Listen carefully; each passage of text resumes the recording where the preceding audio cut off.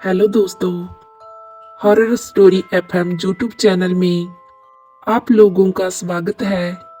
अगर आपको भूत प्रेतों की सच्ची डरावनी कहानियां सुनना पसंद है तो जल्दी से मेरे इस चैनल को सब्सक्राइब कर लीजिए। हम हर रोज आपके लिए एक डरावनी कहानी लेकर आते हैं और आज फिर से हम लेकर आए हैं आपके लिए एक बहुत ही डरावनी कहानी। तो इसे खुद भी सुनिए और दूसरों के साथ भी शेयर कीजिए और मजा लीजिए इस सच्ची डरावनी कहानियों का।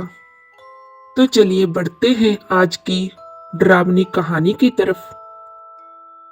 आज से तकरीबन 15 साल पहले जब मैं टैक्सी चलाने का काम किया करता था तो उस समय मेरे साथ एक ऐसी घटना घटी जिसके बाद से मैंने टैक्सी चलाने का काम ही छोड़ दिया। दरअसल मेरे साथ हुआ कुछ यूं था कि एक सुबह मैं नींद से उठा ही था कि तभी मेरे फोन की रिंग बजी। जब मैंने अपना फोन देखा तो उस पर टैक्सी के मालिक का कॉल आ रहा था। मैंने झट से कॉल रिसीव की तो मुझे टैक्सी के मालिक ने कहा, सूरज, तुम्हें आज टैक्सी लेकर ग्वालियर जाना होगा। वहां से कुछ दूसरी टैक्सी का सामान लेकर आना है, तो तुम ठीक 5 बजे ग्वालियर के लिए निकल जाना। और हाँ, अपने साथ अजय को भी लेकर आना। अजय टैक्सी के मालिक का जान पहचान का आदमी था। उसे मैं ड्राइविंग सिखा रहा था। मालिक से बात हो जाने के बाद मैंने अजय को कॉल लगाया तो अजय का फोन स्विच ऑफ आ रहा था। लेकिन उसको बताना भी जरूरी था कि आज शाम 5 बजे निकलना है। तो कुछ देर बाद सुबह का नाश्ता करके मैं सीधे अजय के घर गया तो वहां अजय काफी तेज सिर दर्द के कारण बिस्तर पर लेटा हुआ था। उसकी यह हालत को देखकर मैं समझ गया कि आज मुझे अकेले ही टैक्सी लेकर जाना पड़ेगा। मेरे लिए अच्छी बात तो ये थी कि ग्वालियर का एक रात का ही सफर था, मगर मुझे पता नहीं था कि ये रात मेरे लिए एक बहुत ही भयानक सफर बनने वाली है। मैं कुछ देर अजय के पास बैठा और कुछ देर उसके पास बैठने के बाद मैं अपने घर पर वापस आ गया और निकलने की तैयारी करने लगा। सारी तैयारी करने के बाद ठीक शाम के 4 बजे मैं अपने घर से निकल गया और 5 बजे तक अपनी टैक्सी के पास पहुंच गया और फिर मैं अपनी टैक्सी को लेकर ग्वालियर की तरफ रवाना हो गया। उन दिनों ठंड काफी तेज पड़ रही थी, जिस कारण से मैंने टैक्सी की सारी खिड़कियों को बंद कर दिया था।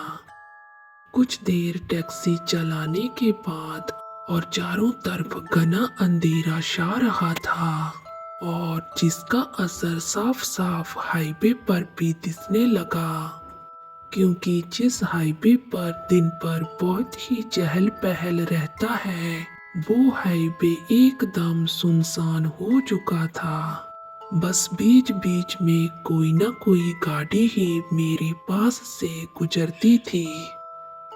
मुझे अभी 18 घंटे का सफर और तय करना था, तो मुझे अभी लंबे समय तक गाड़ी चलानी पड़ेगी। अब टैक्सी चलाते चलाते काफी वक्त गुजर चुका था और हाईवे भी पूरी तरह से सुनसान था।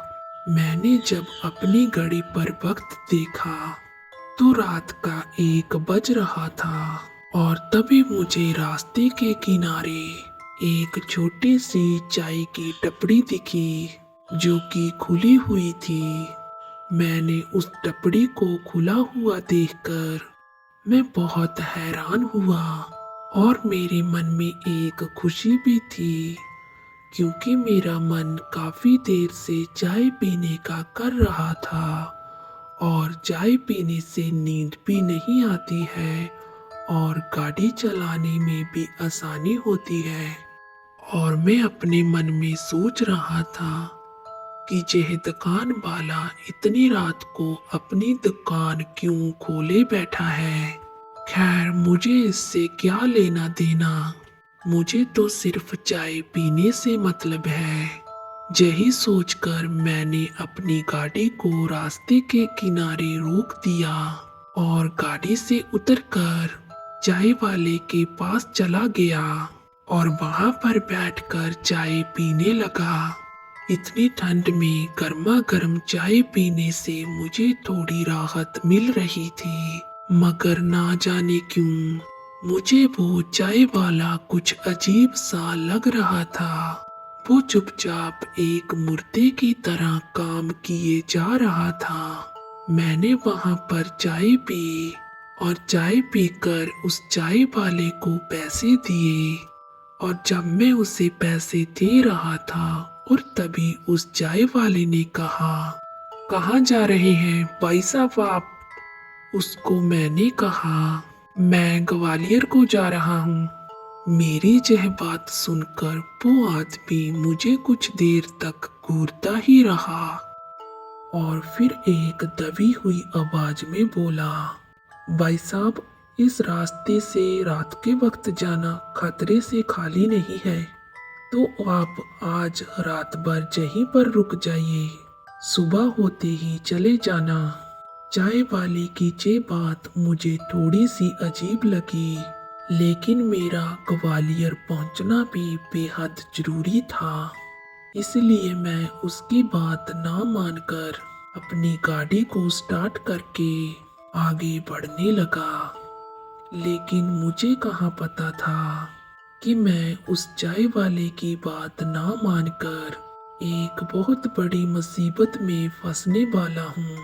कुछ दूर आगे जाते ही मेरी चलती हुई गाड़ी एकदम से रुक गई, मगर हैरानी की बात तो ये थी कि मेरी गाड़ी चालू ही थी, फिर भी मेरी गाड़ी आगे क्यों नहीं बढ़ रही थी। ये सोचकर मैं और भी जोर जोर से एक्सीलेटर दबाने लगा, मगर मेरी गाड़ी टस से मस नहीं हो रही थी। तो मुझे लगा कि मेरी गाड़ी के पिछले चक्के में कुछ फंस गया होगा। यही सोचकर मैं गाड़ी से टॉर्च लेकर नीचे उतरा और सभी चक्कों को चेक करने लगा, लेकिन मुझे ऐसा कुछ भी नजर नहीं आया जो मेरी गाड़ी को रोक सके। और फिर भी मेरी गाड़ी आगे क्यों नहीं बढ़ रही थी। अभी मैं ये सब कुछ सोच ही रहा था कि तभी अचानक से मुझे किसी औरत के रोने की आवाज सुनाई देने लगी। अचानक इतनी रात को इस सुनसान रास्ते पर किसी औरत के रोने की आवाज को सुनकर मैं थोड़ा सा चौंक गया कि तभी वो रोने की आवाज और भी तेज हो गई।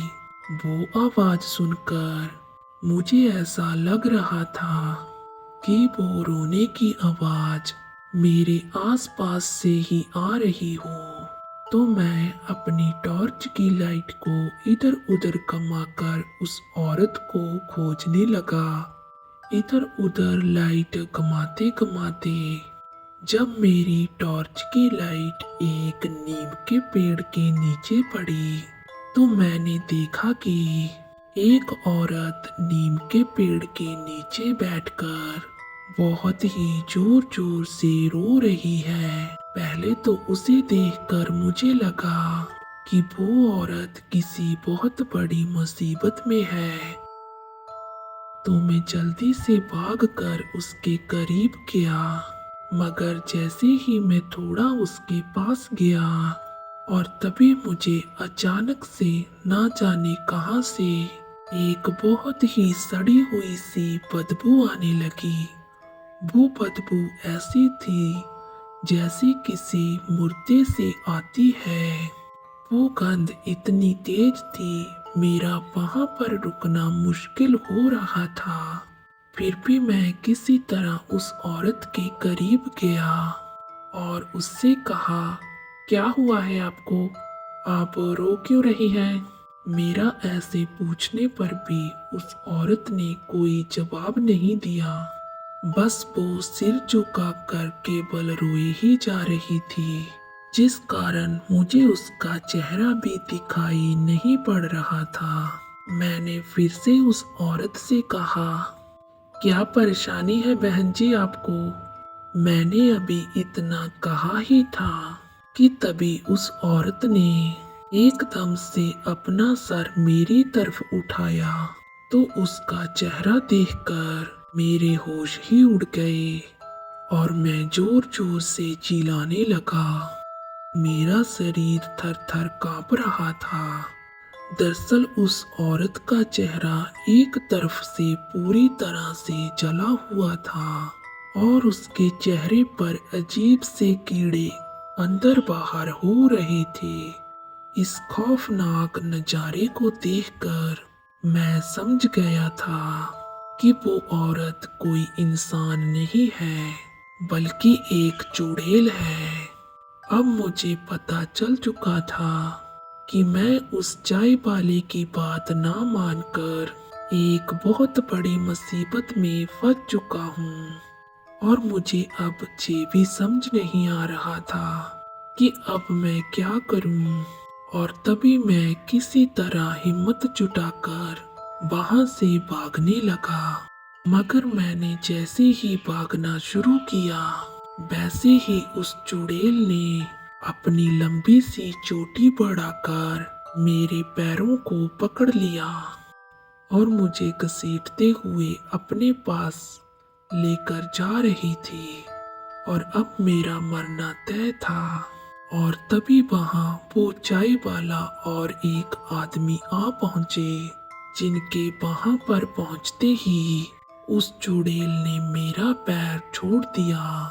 मगर मैं इतना डर चुका था कि मैं डर के मारे वहीं पर बेहोश हो गया। और फिर जब मुझे होश आया तो मैं हॉस्पिटल में था। डॉक्टर से पूछने पर पता चला कि कोई मुझे बेहोशी की हालत में हॉस्पिटल के बाहर छोड़कर गया था। मगर उस चाय वाले और उस आदमी का कोई भी अता पता नहीं था। एक दिन हॉस्पिटल में गुजारने के बाद अगली सुबह जब मैं उस जगह पर पहुंचा और वहां के लोगों को पूरी बात बताने पर पता चला कि कुछ साल पहले उस औरत का वहां घर हुआ करता था। मगर ना जाने कैसे एक दिन उसके घर पर आग लग गई और वो औरत उसी आग में जलकर मर गई। तब से उसकी आत्मा वहीं पर भटकती है। फिर जब मैंने उस चाय वाले और उसके साथ आए उस आदमी के बारे में पूछा, तो मुझे पता चला कि आज से 2 साल पहले वो चाय वाला और वो आदमी रात के वक्त इसी रास्ते से घर पर जा रहे थे और तभी उस चुड़ैल ने उनको भी मार दिया था।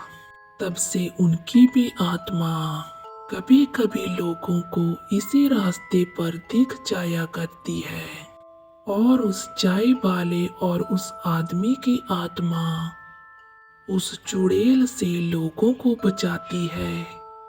ये सब जानकर मेरे होश ही उड़ गए कि जिसने मेरी मदद की थी वो दोनों भी भूत थे।